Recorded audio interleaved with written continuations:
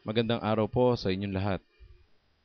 Ako po si Christopher Evangelista Agustin, anak po ni Ricardo Concepcion Agustin at Elena Evangelista Agustin, na apo po ng namayapang Melencia Concepcion Agustin at Ricardo Ramos Capiral Agustin.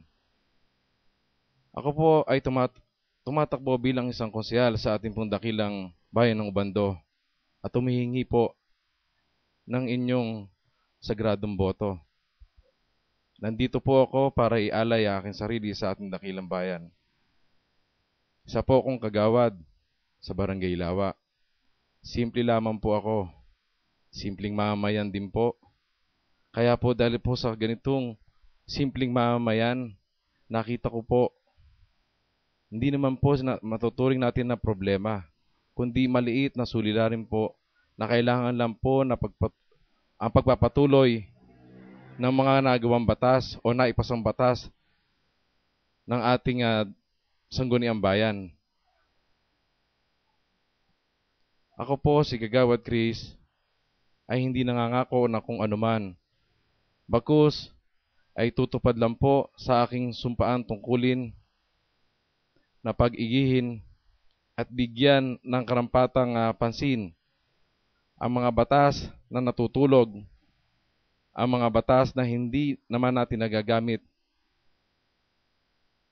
Sa dami po ng ating mga basura dito po sa ating dakilang bayan, ito po ang unang-una na aasikasuhin o bibigyan pansin ng inyong abang lingkod.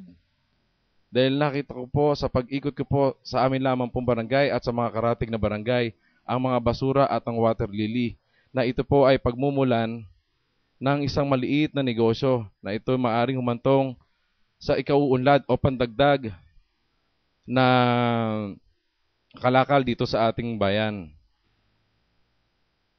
Pipilitin po ng inyong lingkod na ito po'y matutukan. Uulitin ko po, pipilitin po ng inyong lingkod na ito po ang bigyang prioridad.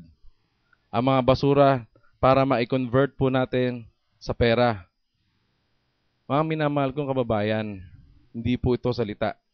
Hindi po ito pangako. Bagkus ito po ay isang adikain o isang pangarap po ng inyong lingkod na kung sakasakali po na ako'y maihalal bilang konsehal, ito po ang aking unang-unang gagawin.